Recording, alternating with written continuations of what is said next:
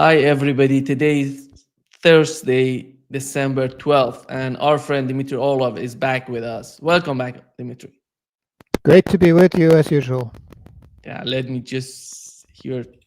It seems that we're having some sort of noise. So, Dmitry, let's get started with what has happened. Last time we talked, we were discussing the situation in Syria, and right now Assad is gone, and Syria is in the hand of jihadists, Takfiris, and these people, HTS, Hayat Tahrir al-Sham. What has happened, in your opinion, in Syria? Assad quit. His whole family has been studying Russian since 2017. And you figure it takes about 6 years to become fluent in Russian to a point where you can move to Russia and just, become part of the population, not have an issue. So this was the year. He took his entire family to the Russian air base in Syria and they flew him out. And he bought some real estate in Moscow. He's now a Moscow resident. He's no longer Syrian. And he wasn't much of a dictator. Countries like Libya, like Iraq, like Syria, they were stillborn nations cut up by the British. They had this policy that they inherited from the Romans of divide and rule, divide et impera. But once they could no longer rule, they just divided. So they uh, split up the terrain into non-nations. So a good example of a non-nation is Palestine, which is half Israel, half not Israel. And of course, two-state solution is ridiculous. Another example is Libya, which consisted of its western portion and its eastern portion uh, that never got along, and it fell apart. Iraq, very similar. The entire north is, different from the entire south. And all of these countries eventually fell apart. So Syria fell apart in a particularly spectacular way because it had an ophthalmologist instead of a dictator. And the only reason he had the job was because, his father was the dictator, and the dictatorial egregore was invested in Bashar al-Assad because it was previously invested in his father, Hafez al-Assad. And in these societies, which are basically tribal ancient societies, they're relict societies, ethnic relics, the father to son sort of transmission of egregores is the typical transmission of power and authority. But the problem is that Bashar al-Assad, he didn't want to be Syrian, he wanted to be British. He lived in London. He didn't want to be a dictator, he wanted to be an ophthalmologist. And this job was just foisted on him. And the only thing that, he's an intelligent man, so he did destroy ISIS. He got some help from the Russians and the Syrians, but he does deserve some credit for destroying ISIS. HTS now is, a relatively tiny organization of 20 to 30,000 people. And it doesn't really have any global ambition. So it's not the caliphate, it's not ISIS. ISIS was destroyed, and so Bashar al-Assad deserves some credit for that. But what has happened recently? People focus on the Astana process or this and that, and it's just talking shops. It's just people who like to get together and talk about geopolitics and pretend that they're geopoliticians of some sort. Geopolitician is not a profession last time I checked. It's just people who think that that's what they are. And what was happening on the ground is really dramatically different, which is that Iran stopped delivering oil to Syria. It used to provide Syria with cheap oil. A lot of it got stolen because of corruption, but it kept the regime afloat. But as of 2023, a lot of that oil stopped coming. And after that, it was just a matter of time before it all fell apart. And it fell apart when Bashar took that plane to Moscow, and and then suddenly there was nobody. There was the egregore faded out. It winked out, and that was the only thing that held Syria together as a fake country. It's not a political entity, you see. It's just a thing on a map, and the map is not the terrain. So people look at a map and say, "Oh, that's Syria." There's no Syria. There's no such thing. It's just it's like a piece of paper. Syria is a piece of paper. It's not a country. So, in your opinion, what has happened in Syria wasn't related to the attitude of Assad personally, because as you mentioned, he had it from his father coming to him, and his older brother was supposed to be in power, which wasn't the case because of that accident. And when he came to power, did he try to help Syrians? Did he try to improve the situation in Syria? And why? What was the reason that he wasn't successful in doing that? There is no such thing as Syrians. That passport is no longer a useful passport. Probably never was. But there's no such thing as Syrians. It's a bunch of tribes. So lumping together, the Kurds and um, uh, the Alawites, for instance, what do they have in common except hatred for each other? And that is really what the motivating force behind Syrian society, as far as I can tell, is the incredible ingrained hatred the various ethnic and religious minorities, and they're all minorities, have for each other. There's nothing but minorities there, and they all hate each other. So how do you help them? Well, he helped his own Alawite tribe, that's for sure.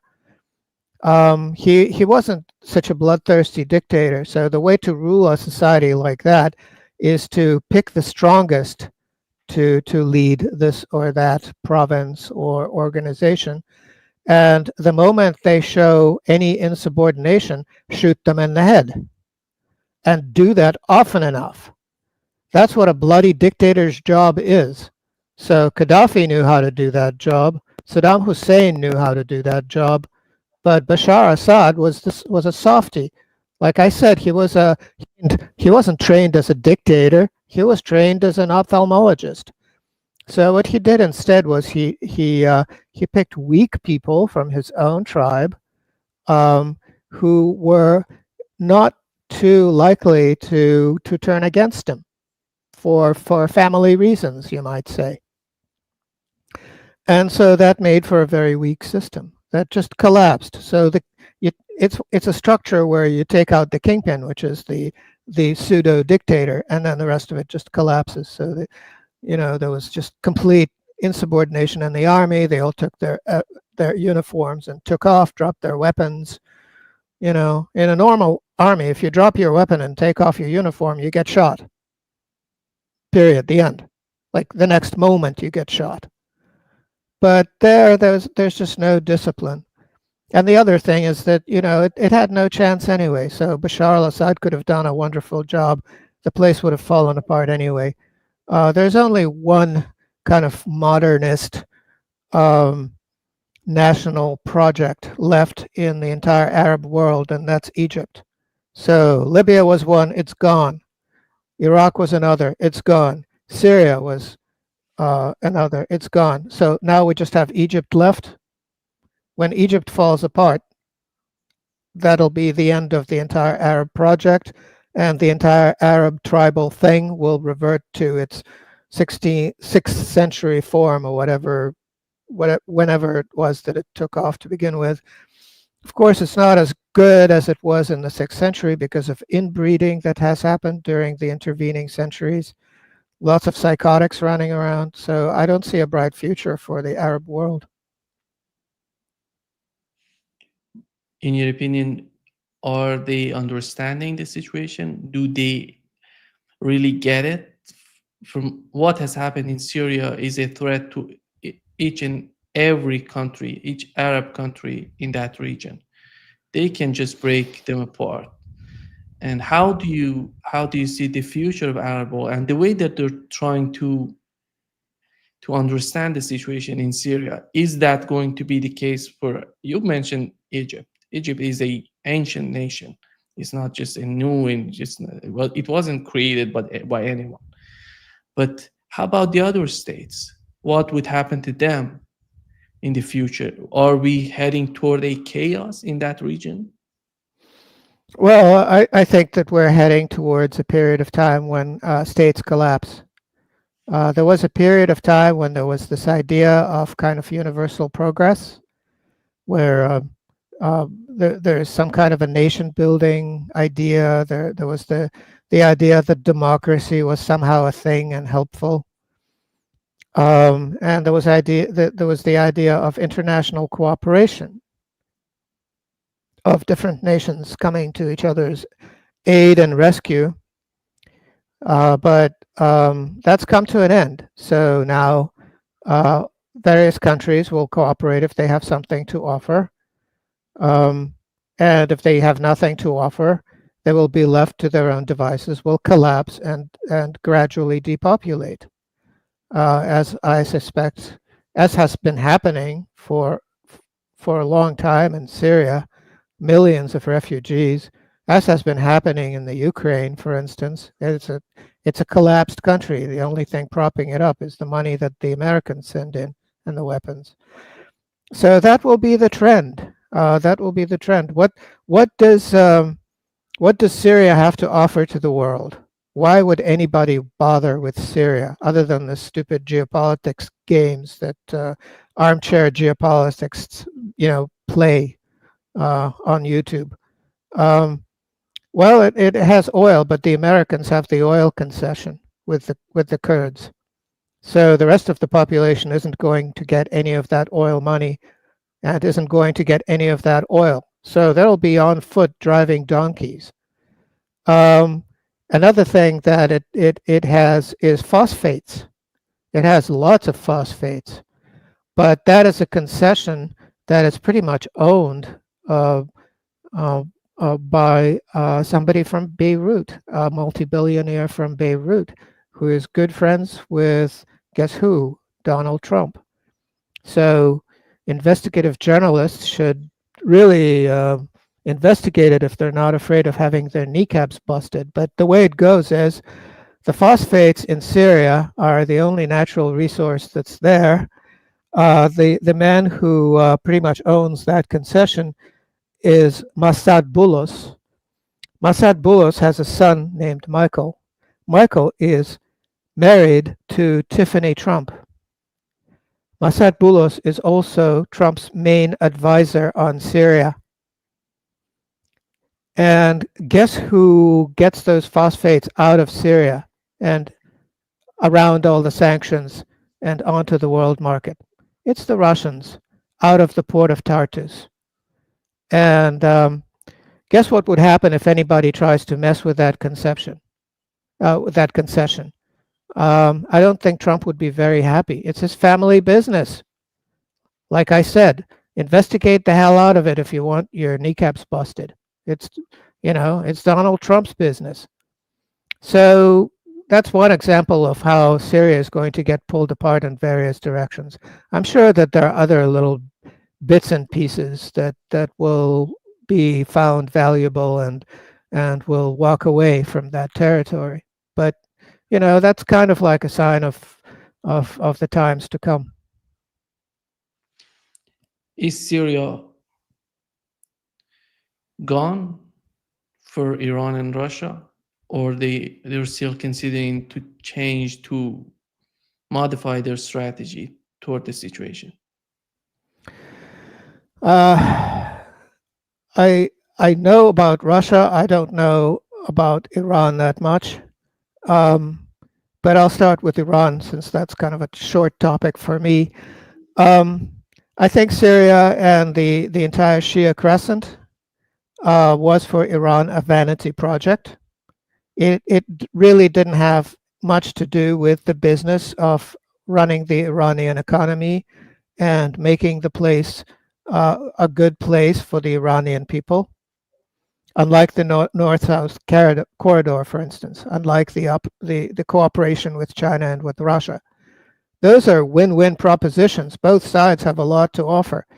Like I said, Syria has nothing to offer to anyone except oil, which the Americans took, and phosphates, which belong to a billionaire associated with Trump. So that's a cost-cutting thing and also canceling a vanity project. I suppose there was a contingent in Iran that wanted to talk up the Islamic Revolution and spread it, and so defense of Shia interests amongst the Arabs was a natural way to bolster that.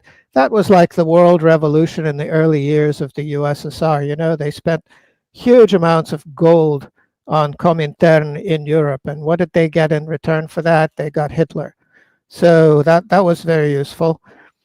This is sort of similar. So I think that Iran might actually do better, having having shown up the futility of the resistance and the Shia crescent and all of that geopolitical nonsense. It can now concentrate on things that actually matter. So that's it for Iran as far as I'm concerned. As far as Russia, the only reason Russia got involved in Syria was because of ISIS, and ISIS was seen as a threat to Russia. Through the Central Asian republics, it was something new, it was something terrifying, and Russia was forced to do something about it, which it did. It went into Syria. It didn't send any regular Russian troops, ground troops. Instead, it sent in a now defunct private military company to take care of training the Syrian troops and also doing some of the fighting. And it sent in the Air and Space Force and established a temporary airbase. It's a temporary airbase, by the way, at Khmeimim, out of which it flew a ridiculous number of sorties, bombing the hell out of ISIS and pretty much killing them all. And the remnants is what HTS is now. It's a shadow of its former self. It is no threat to Russia, and Russia will keep an eye on it and destroy it some more if that's what's necessary. But the thing is, technology has advanced in the meantime, and so it doesn't really have to go to Syria to destroy HTS. It can do it from ships in the Caspian using rockets. So none of that has any reason to exist now. Now, when that was getting started, Putin said, we can't be more Syrian than the Syrians. And that shows his attitude towards the Syrians, which is echoed by the people who were there as part of the private military company, the Wagner company, who said that they're absolutely feckless and useless as fighters. That the Syrians just don't fight.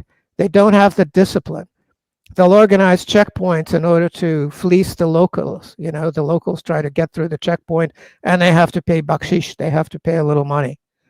And that's the typical thing. That's what they're there for, is to, enrich themselves. Their officers are useless. They have no discipline.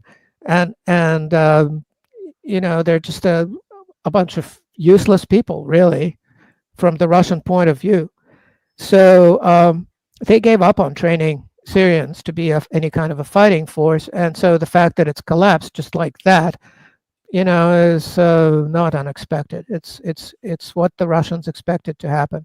Now, as far as those bases, the Khmeimim air base and the one in Tartus, as I mentioned, Tartus is used by the Shadow Fleet to export phosphates. So there's a business plan there.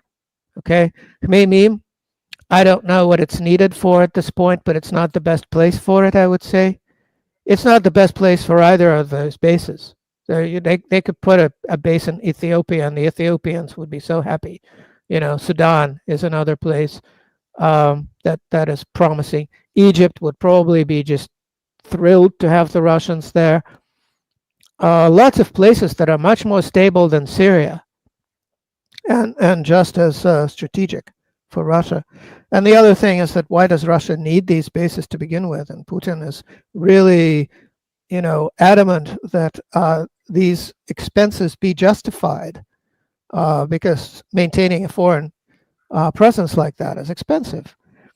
And now that there's the north-south corridor that doesn't touch any unstable territories at all, why not use that to get to Africa? Why even bother with the Mediterranean and the Suez and going through Turkey, going through Bosphorus? Why bother with any of that? There's a direct route now, most of it by rail. So from the Russian point of view, Syria is just something to keep an eye on to make sure that the jihadis don't get out of hand. If the jihadis start getting out of hand, there's basically a set of procedures for destroying them in place, successful procedures, proven ones, and the Russians would use those procedures again by remote control. What happened in Syria and the situation right now? How is it going to influence the relationship between Russia and Turkey? Is it going to be a major issue because of that agreement which was abolished by the Turkish government in Syria? There was an agreement between Iran and Russia on one side and Turkey on the other hand. How they're gonna trust Turkey again if they want to work with Turkey? Well, yeah, well, there was a little bit of a force majeure there, wasn't there? Assad quit. Syria ceased to exist. So if there is no country, there are no agreements about that country. If there is no Syria, if Syria is just some piece of paper, but reality on the ground is such that it doesn't exist except for some silly people who pretend, Syria is supposed to have a tourism minister in Damascus. That really made me laugh. Syria has a tourism minister. Think about that. Okay. And what is everyone supposed to do? Say, oh, Syrian tourism is a thing, right? Just like Syria is a thing. No, Syria is not a thing. So any piece of paper you signed that has the word Syria on it is null and void. So what does that say about the relationship between Russia and Turkey? Well, Turkey is a major hub for natural gas exports out of Russia, feeding Southern Europe. Russia is building power plants, nuclear power, Akuyu, which is a major project with a very long life. Turkey hosts huge numbers of Russian tourists who just love it there. Russia buys a lot of fruits and vegetables from Turkey. There are Turkish construction companies operating in various parts of Russia. Those contracts are still going forward.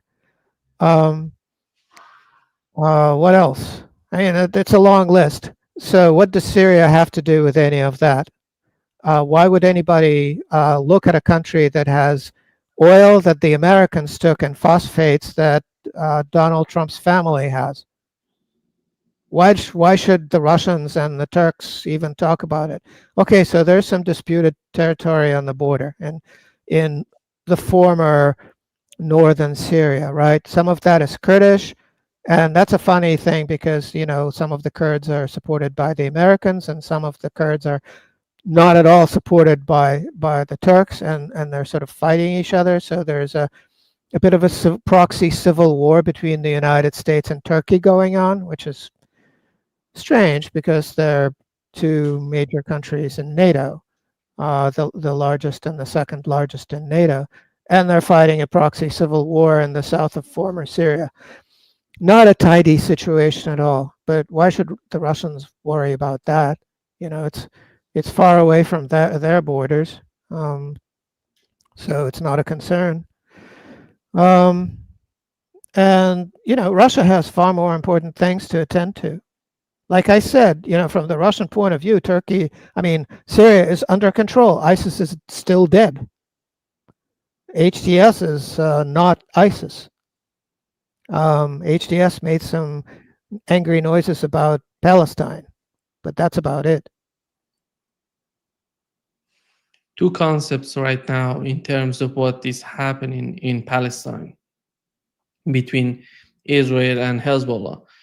Do you think the axis of resistance is getting weaker? That's why the future for Israel is brighter, and Israel can just capture all of these territories right now in the Golan Heights, and they're going to capture that part of Syria, and with no resistance coming from anybody in Syria. And in Lebanon, they can go to the southern Lebanon, and maybe they can capture the West Bank and the the Gaza Strip.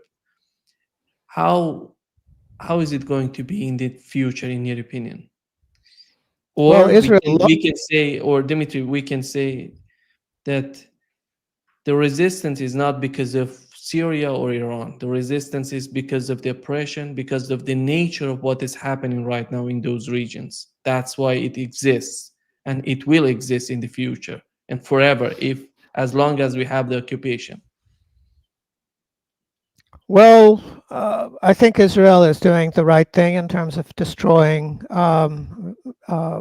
aircraft and ships and tanks and what have you all over Syria, because that will prevent all of that stuff, that military hardware, from falling into the hands of terrorists, which is what HTS was and is and will be. So that's an anti-terrorist operation that Israel is kind enough to carry out on everyone's behalf, and we should thank them for it. As far as grabbing the rest of the Golan Heights, that's a reasonable measure, notwithstanding what the Arabs, the UN is doing, are saying, because they won't do a thing about it. We can be absolutely sure that they will be absolutely passive, except for the mouth music. But the Israelis have a really good, solid reason to grab that territory, because first of all, it's a potential security threat, seeing as there are terrorists running amok on the other side. And on the other hand, that region supplies a third of the drinking water for all of Israel. So Israel should definitely maintain control of their source of drinking water. And then further north from there, what was formerly southern Syria, but isn't now that Syria no longer exists, is Druze territory. And the Druze are very friendly with the Jews. They like the Jews much better than they like the Muslims. And so that's a match made in heaven. And so if there's a greater Israel that is basically Druze country in the south of former Syria, that doesn't seem like such a bad thing for the Druze. And if they agree to it, then argue otherwise. If it's all amicable, what's the problem there? Now, as far as the military action, well, Israel has the ability to bomb things from the air, but as we've seen, they're absolutely miserable when it comes to ground warfare. They've lost too many men and too many tanks. Their army is extremely tired at this point. They're not really ready for much more military action. They'll keep their genocide in Gaza going, since that seems to be, by their standards, a success. They'll keep the beating up people in the West Bank and locking them up, because that's an ongoing thing, and there's no reason for them to stop. As far as Hezbollah attacks on Israel itself, well, the supply line has been cut, because the supply line ran through former Syria, and that's been disrupted. And also, it seems that Lebanon is not too happy with Hezbollah, because it produces trouble. Just like Lebanon eventually got really sick of the PLO and shipped them off to somewhere at some point. So Hezbollah might suffer the same fate. It seems to be something that happens periodically in Lebanon. They get really sick of all this pro-Palestinian activity and actually do something about it. So that might happen again. But do you see the government in Lebanon that powerful to do that? I don't see that happening because Hezbollah is much more politically and militarily important than even the army of Lebanon. Well, you have to understand the mindset in that part of the world, which is the art of betrayal is very well practiced there. And there's also no mercy for the weak, none at all. And so the moment any side shows any sign of weakness, everybody jumps on it and stomps it into the ground mercilessly. And right now, Hezbollah is at its weakest. So all of the other parties in Lebanon would take that opportunity to completely ignore whatever friendships or agreements they had before and stomp all over them.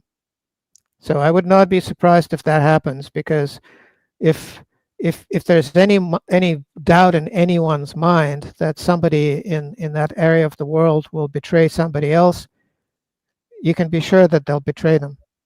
It just goes with the territory. It's the culture of the place. Betrayal. And is it going to expand to Jordan?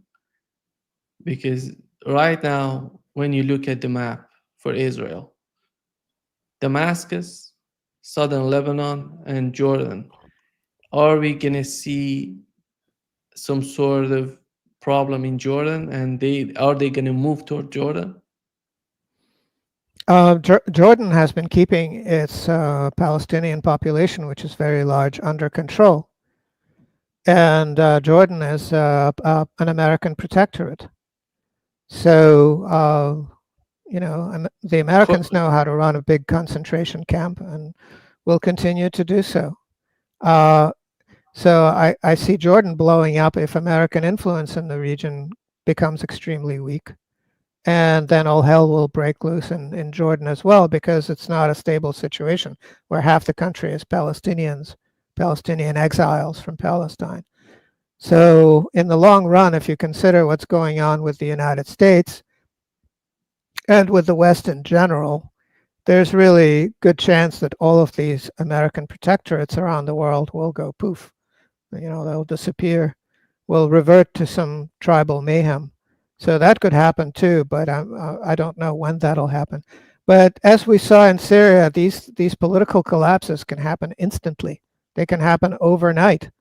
Like you remove one person, Bashar al-Assad, you remove him, he takes a plane to Moscow and suddenly no more Syria. So if the king of Jordan decides to go to Washington or Miami Beach or whatever, maybe Jordan will cease to exist the next day. It seems that you've mentioned the way that Israel is just bombing everything in Syria. And many people believe that behind the plan of removing Bashar al-Assad from Syria, there were, as Russians, Maria Zakharova was talking about it, Iranians were talking about it, that the United States together with Israel is behind the plan in Syria, behind what has happened in Syria. And right now it seems that they're so afraid of who came after Bashar al-Assad, these people who are now in charge in Syria. That's why they're bombing each and everything in Syria, all the military bases, all the military equipments. But it can change if something, because we have, Dmitry, we have a combination of terrorists right now in Syria. People from Iran, from Russia, from China, all together with the terrorists of that region, all together. This is a threat for all of the countries around the world. And in my opinion, can be a nuclear bomb for everybody. That's why even Israel, Iran and Russia are talking about, Israelis were behind this plan. But they're afraid of what's going on, what's happening right now in Syria. That's why they're doing this. How do you see this situation? All of these people, who came from Iran, Russia, and China. China doesn't consider, they're just concerned about economic issues and the way that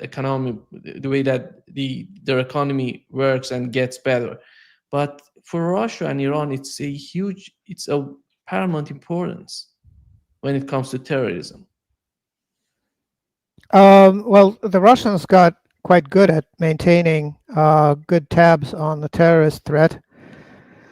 This will raise the profile of the anti-terrorist activity in Russia and will put some new impetus into maintaining close ties between special services between Russia and all the stands of Central Asia. Also some cooperation with China along those lines, because some of the fighters are Uyghurs from China. But basically, it's people from Kazakhstan, Uzbekistan, Tajikistan, Turkmenistan, and Turkestan, and some people from Turkmenistan, and some people from Afghanistan as Pakistan, well. Chechnya. Not so much Chechnya anymore. The Chechens that are there are from Western Europe, not from Chechnya. Chechnya is under control. But it's a motley crew of idiots, you know. And what are they likely to do? They're likely to kill each other in Syria. And is that bad or good? From the Russian point of view, that's not so bad at all, because Syria is not Russian territory. So if those young lads want to go somewhere and go at each other, and there's something like 47 different groups operating in Syria, and the chances of them all coming to peaceful accommodation with each other are exactly zero.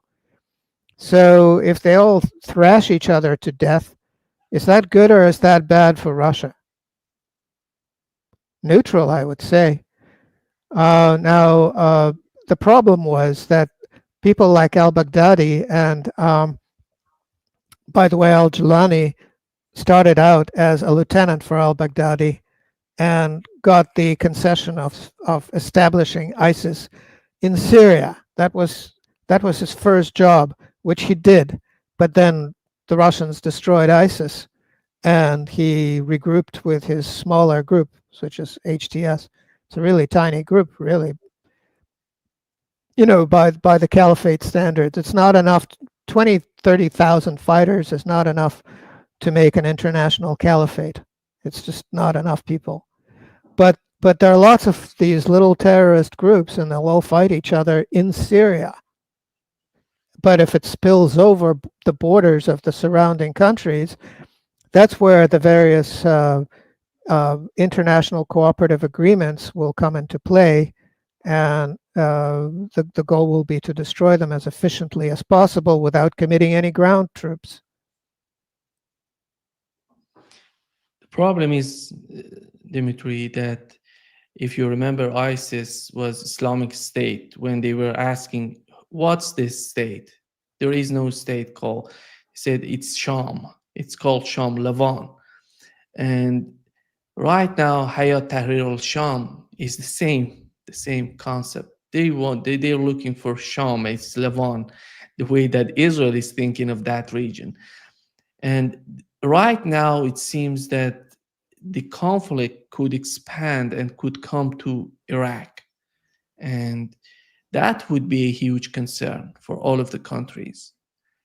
I would believe that would be a concern for Iran, definitely, and for Russia as well. And because the situation, the stability of the region is based on what's going on right now in Iraq, which is, so right now it's not perfect, but it's working.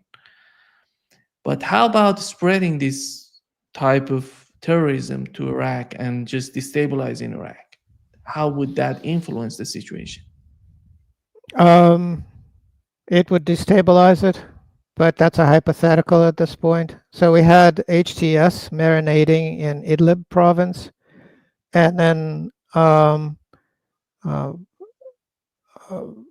then Israel, then the the country ceased to exist and they spilled over and the army ceased to exist and they ran rampage all over the place, including Damascus. But there's only like 20, 30,000 of them. And eventually they'll basically run out of juice, you know. They'll maybe they'll get kettled in Idlib again. Who knows? Maybe they'll just disappear. Maybe it'll be just such a bloody mess inside Syria that nothing useful will happen. Um, the thing about the Islamic State, ISIS, was that it was rather rigidly governed. You know, it did have a governance structure to it. It collected taxes, um, and it executed people in droves. Um, will HTS be able to do that, and at the same time somehow pretend that they're the what's the new term? Progressive terrorists. There, there were we used to have the moderate terrorists before, and now we have the progressive terrorists. That's the new narrative out of the West.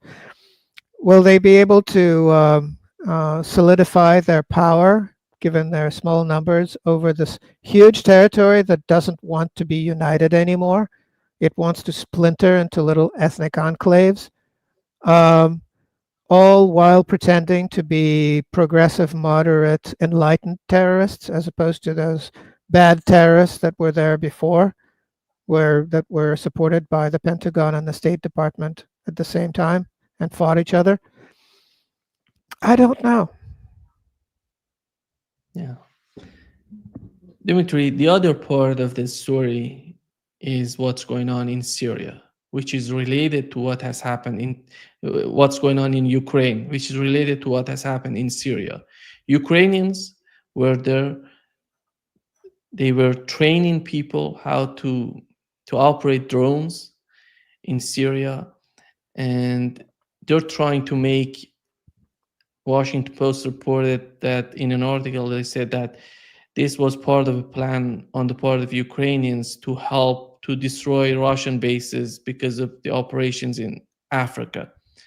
As you mentioned that there are many alternatives for Russia out there to put their bases in those countries. But at the end of the day, it seems to me that the West is trying to do everything to continue the conflict in Ukraine.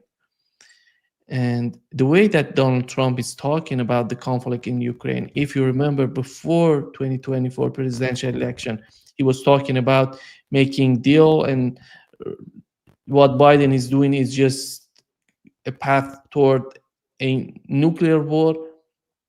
Right now, the way he's talking about the conflict, he's distorting the total image, the reality of the conflict. 600,000 Russians were killed. Russia is defeated in Syria, and Ukrainians have lost 400,000 soldiers. It seems to me that it's part of a plan. It's not just Syria, isolated Syria. It's a plan of making new conflicts, new chaos in the world in order to just do whatever they want to do. How? Because they want to manage the world in chaos. The chaos is the key for them. How do you see the situation right now, considering all these conflicts together? Well, I think countries that stand no chance going pop is a trend continue that has nothing to do with anyone. It's unstoppable. If countries have nothing to offer to other countries, then they won't have much of a chance. And unfortunately, there are a lot of those countries in the world. I mean, Somalia just jettisoned off a province, if for those who actually paid attention. But why would you pay attention? Why? Who cares about Somalia? And except for the geopoliticians who sit on their sofas with the television on, I think that they're doing something useful. These things just really don't matter. Now, you quoted Washington Post, I think it was, thinking that it knows something or other about what Russia plans to do or is doing. Now, that's really funny. I mean, who are these people in the Washington Post? What are they like? Do Do they rock back and forth, sucking their thumbs all day? You know, are they sane? So I think the issue is that there's a complete disconnect between what's actually going on in the Ukraine, for instance. Russia is winning. And that's all you really need to know. Now, you could also take a look at what Russia would consider victory and compare that to what's going on. And it jives pretty well. You could also pay attention to what the Americans are saying about it, which is just stark raving nonsense, most of it, or the Europeans. And it just doesn't matter. It's like listening to the ravings of insane people. Why is that even a hobby? Why is that interesting? Trump said that the Russians lost some number of people. Well, the number of losses on the Russian side happens to be a state secret. So he doesn't have the right information, can't possibly have the right information.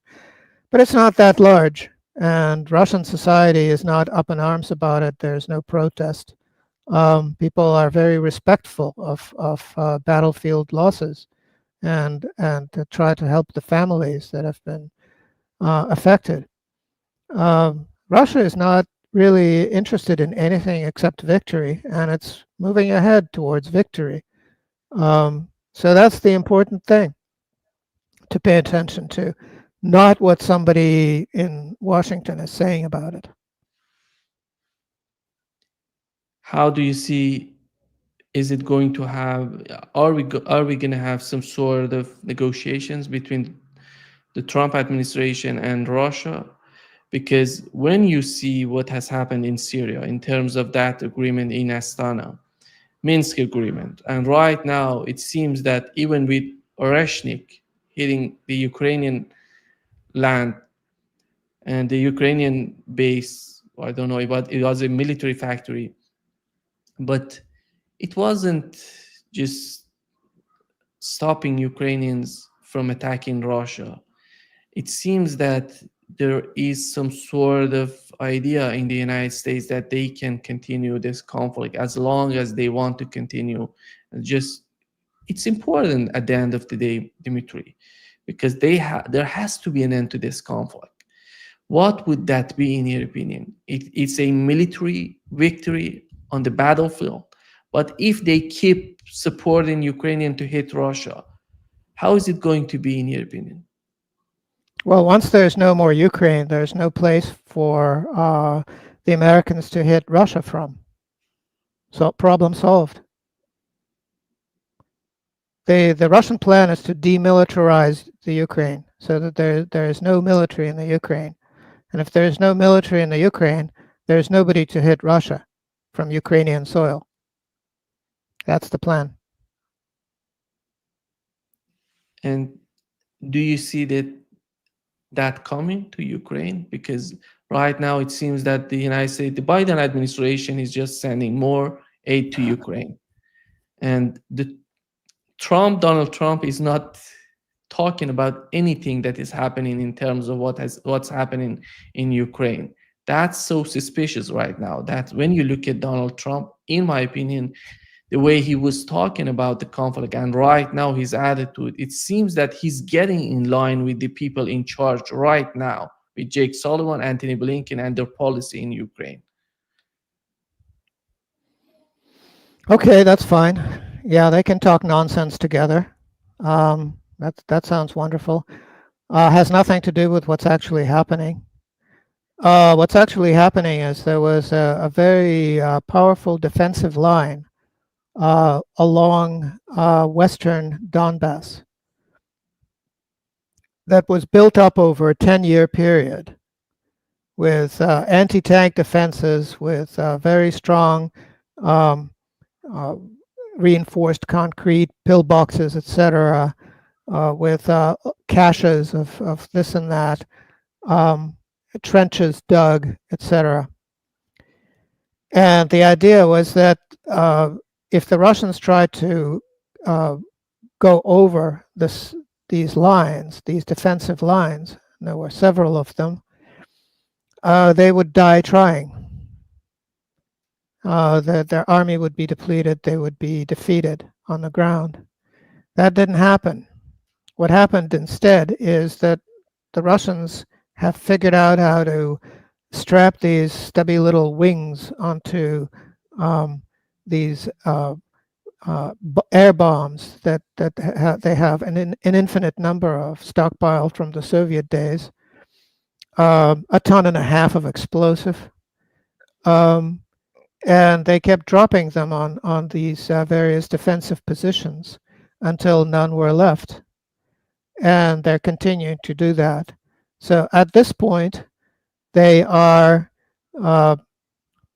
destroying the last line of defensive positions that the Ukraine has anywhere. And once that's done, then the remaining Ukrainian troops will be forced to retreat, fan out, and retreat on foot, basically just over frozen ground. And at the end of that frozen ground, there's the river. And they probably will surrender in droves. They won't even be able to retreat in any organized manner. That's what's happening now. And on the other hand, what the Ukrainians and the Americans are talking about is getting kids into the Ukrainian army, them to go and fight the Russians. So how does that exactly look? Is that some kind of a psychological attack, thinking that the Russians won't kill children? Is that what they're counting on?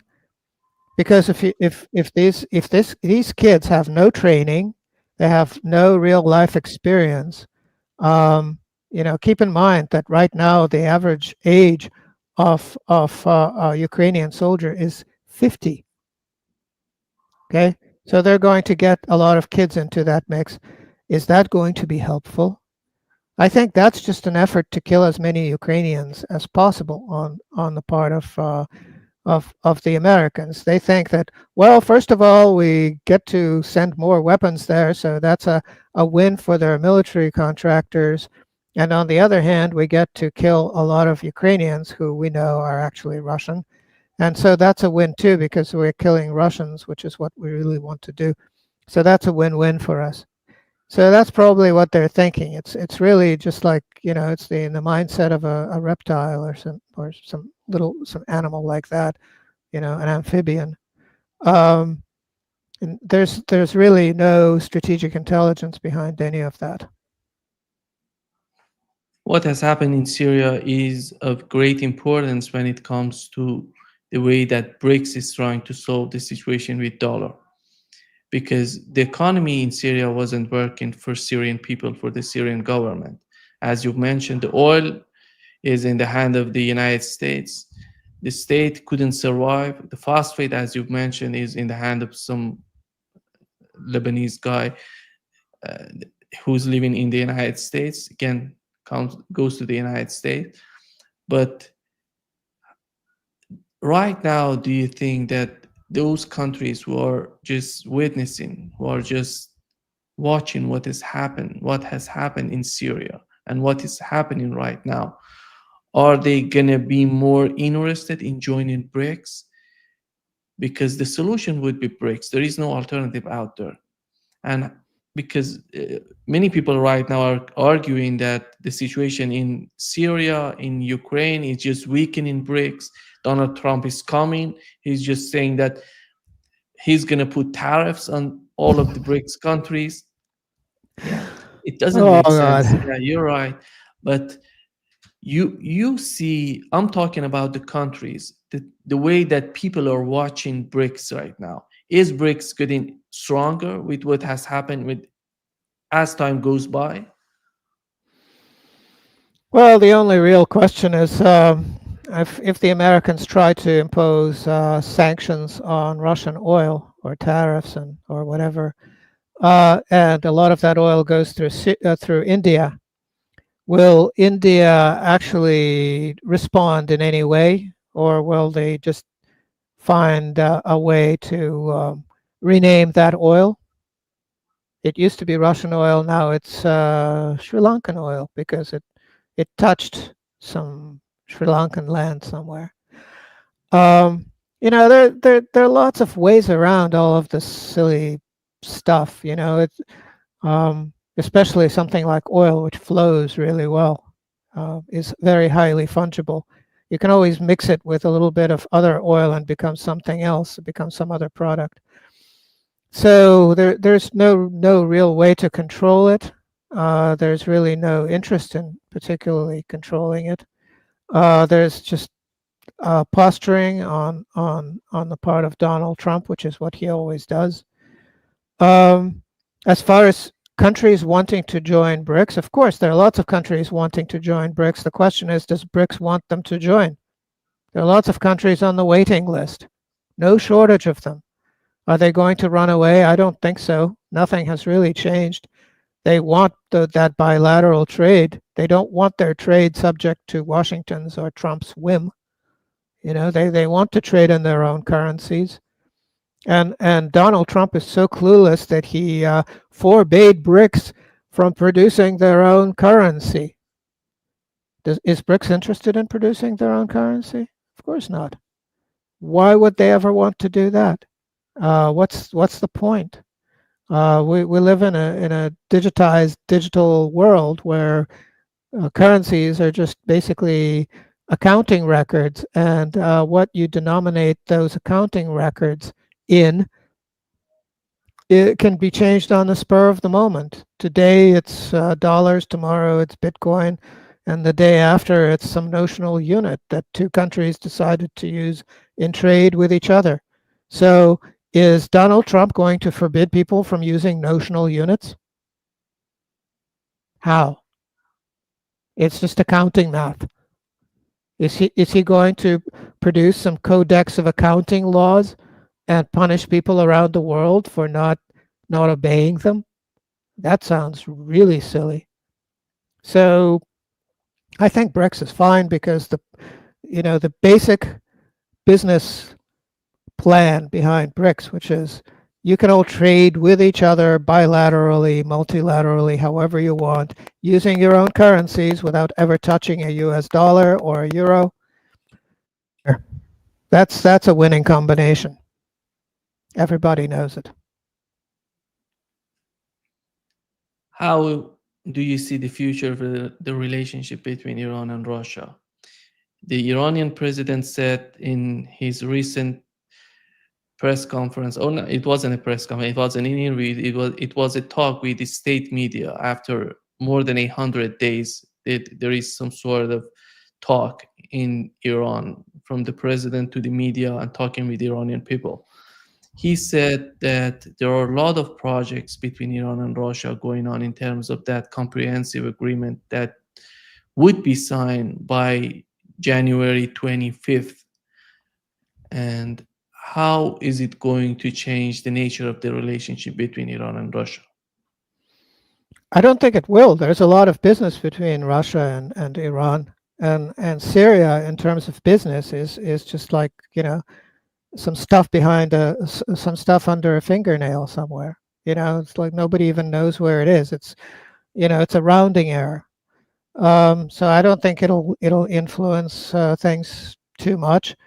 In terms of security, well, Syria is on the other side of Iraq from Iran. It's not even a neighbor country. So I don't think it's an immediate security threat. And the north-south corridor is the huge project that Russia and Iran are working on.